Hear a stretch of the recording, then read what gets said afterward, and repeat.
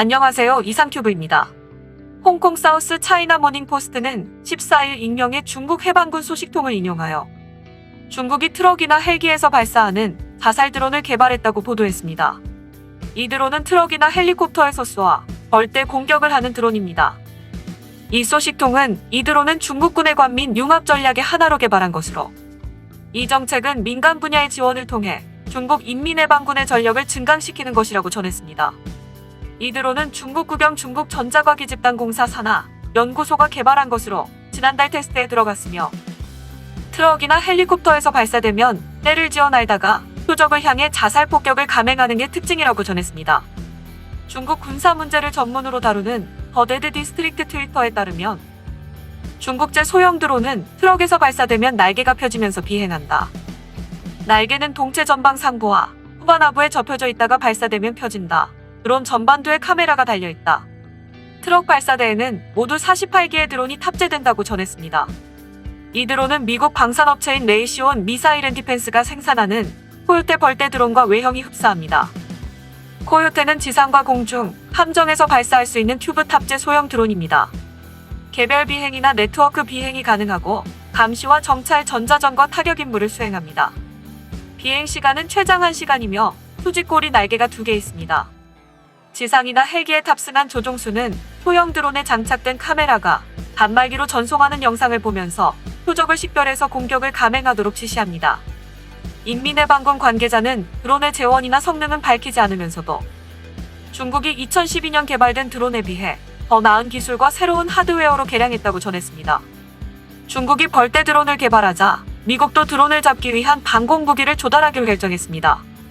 미 육군은 전장을 활보하는 무인 항공기 대책에 약 12억 달러를 투자할 것이라고 발표했습니다. 미 육군은 전장에서 사용되는 무인 항공기의 대책으로 개발 중이던 근거리 방공 시스템인 IM 쇼레드 조달을 결정하고 제너럴 다이내믹스와 12억 1920만 달러 상당의 계약을 맺었다고 발표했습니다. 이 근거리 방공 시스템 IM 쇼레드는 전방부대에서 사용할 수 있는 기동력을 갖추고 있으며 무인 항공기와 회전익기, 고정익기의 위협을 무력화하기 위한 시스템을 탑재한 무기입니다. 탑재한 무기로는 최대 사거리 약 5km의 스팅어 4발과 최대 사거리 약 8km의 롱보 헬파이어 2발, 30mm 체인건과 7.62mm 기관총을 탑재하고 있으며 고정식 A사 레이더 4기가 장착되어 있어 상시 360도 경계가 가능한 조준 시스템이 채택되고 있습니다. 즉, 러시아의 판치르 S1과 우리나라의 비호와 같은 복합식 근거리 방공 시스템으로 분류되는 시스템인데 이 정도면 시리아나 리비아에서 전과를 올리고 최근에는 아제르바이잔에서 채용되어 큰 성과를 올리고 있는 터키제 드론인 바이렉타르 TB2와 중국제 공격 드론인 이룽을 무력화할 수 있겠느냐는 질문에는 노라고 말할 수 있습니다. 우선 IM 쇼레드가 대처 가능한 무인 항공기의 종류는 UAS 그룹 1에서 3까지로 알려져 있으며 이 UAS 그룹은 성능별로 UAV를 5단계로 분류한 무인 항공기 시스템 그룹입니다. 그룹 1로 분류되는 UAV의 성능은 중량 약 9kg과 고도 약 360m, 속도는 185km 이하이며 그룹 2는 무게 약 22kg, 고도 약 1000m, 속도는 460km 이하.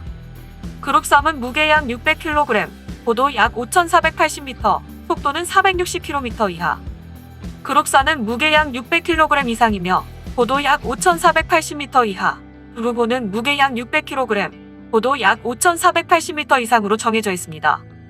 이것만 보면 알아보기 어려우므로 미군이 사용하고 있는 무인 항공기를 UAS 그룹에서 분류하면 그룹 1에 해당하는 것은 RQ-11 레이븐과 RQ-16T 호크, 그룹 2에는 스캐니글과 그룹 3에는 RQ-7 섀도우, 그룹 4에는 MQ 프레데터와 RQ-5 헌터, 그룹 5에는 MQ-9 리퍼와 RQ-4 글로벌호크가 해당됩니다. 그러나 터키제 드론인 바이렉타르와 중국제 드론 이룽은 중량과 속도만 놓고 보면 그룹 3 이하로 분류되지만 비행 고도만큼은 그룹 5에 해당하기 때문에 5000m 이상의 고도에서 중국과 터키제 드론이 정밀 유도 무기로 공격을 가하면 근거리 방공 시스템에 탑재한 단거리지대 공미사일로는 도저히 닿지 않기 때문에 만일 공격을 받는 부대가 패트리어트의 작동 범위를 벗어나 있다면 완전히 속수무책으로 당할 수 있습니다. 이 교전거리의 차이는 미국의 IM 쇼레드뿐 아니라 러시아의 판츠르 S1도 같은 문제를 안고 있습니다. 리비아와 시리아에서 터키의 바이렉타르 드론에 일방적으로 밀린 러시아는 판치르 S1의 교전거리를 10km 안팎에서 40km 이상 연장한 판치르 SM의 실용화를 서두르고 있는 것으로 알려졌습니다. 더욱 흥미로운 것은 러시아는 현행 유도미사일로 저비용 저고도를 비행하는 UAV를 요격하는 것은 비용이 맞지 않는다는 이유로 근거리 방공체계인 국K 330 토르에 사용하는 저비용 유도미사일이나 장사정화에 유리한 57mm 기관포를 탑재한 자주식 대공포 GAK-57 데리바트시아 PVO 개발을 추진하고 있어 UAV에 대응할 수 있는 무기 개발에 있어 미국보다 앞선 상태입니다. 단지 미국군 입장에서는 판치르 S1에 상당하는 근거리 방공 시스템을 보유하고 있지 않기 때문에 IM 쇼레드 도입은 미국군이 부족했던 저고도를 비행하는 UAV 대처 능력을 메우는 존재가 될 수 있습니다. 향후에는 러시아와 같이 유도미사일의 사거리를 연장해 교전거리의 격차를 개선해 나갈지도 모릅니다. 개인적인 생각으로는 한 발에 약 100만 달러 하는 AIM-120을 탑재하면 좋지 않을까 생각하지만 대당 50만 달러 정도 하는 터키제 드론과 100만 달러 정도의 중국제 드론을 생각하면 수지가 맞지 않기 때문에 러시아와 마찬가지로 미국도 저비용의 유도미사일 개발을 시작할 것 같습니다. 이런 상황에서 미국의 경제 전문 매체인 포브스는 미국이 도입한 IM 쇼레드에 대해 다양한 각도에서 우려의 목소리를 냈습니다. 내용을 요약하면 미 육군은 수십 년 동안 공군과 해군이 제공하는 항공전력의 우세하에 전장 환경을 누리고 온 결과 상공을 커버하는 근거리 방공 시스템은 꾸준히 쇠퇴해 현재 미 육군에는 고기동 차량의 스팅어 4발과 또는 8발을 탑재한 M1097 어벤저가 소수 배치되어 있을 뿐입니다.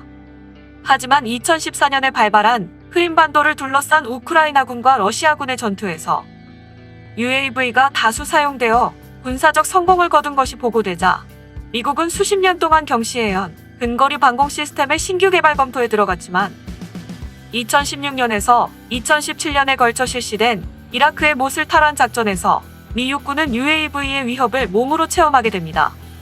이 싸움은 이슬람 과격단체인 이슬람 국가에 점거된 이라크 도시인 모슬을 탈환하기 위한 것으로 이라크군을 지원하기 위한 연합군도 전쟁에 참가했으나 미 육군은 ISIL이 사용하는 상용기를 개조한 450달러짜리 드론에 의해 60여 년 만에 공중공격을 받았다며 충격을 받은 것으로 알려졌습니다. 당시 모슬 상공은 미 공군기의 완전한 항공 우세하에 있었습니다. 하지만 유인 전투기는 지상에서 수십 미터를 비행하는 ISIL의 소형 드론에 아무런 도움이 되지 않자 충격을 받은 미 육군은 기동 근거리 방공 시스템 IM 쇼레드 개발을 추진해 2년여 만에 양산 배치까지 앞당겼으나 IM 쇼레드는 졸속으로 개발되어 실용화에 대해 포브스가 경고하고 있는 것입니다. IM 쇼레드는 실용화를 서두르기 위해 기술적으로 성숙한 기존 센서와 무기를 조합하는 방식으로 개발되어 개발 위험은 낮지만 포브스는 비슷한 방법으로 개발에 실패한 근거리 방공 시스템 M247 서전트 요크를 예로 들며 개개의 기술이나 구성 요소가 아무리 성숙해도 이들을 통합하는 프로세스의 난이도가 떨어지는 것은 아니다라고 설명했습니다. 지금 분쟁에 휩싸인 아르메니아와 아제르바이잔의 전장에서도 터키의 바이락타르 드론을 가진 아제르바이잔의 공격으로 아르메니아는 애를 먹고 있다고 전해지고 있습니다.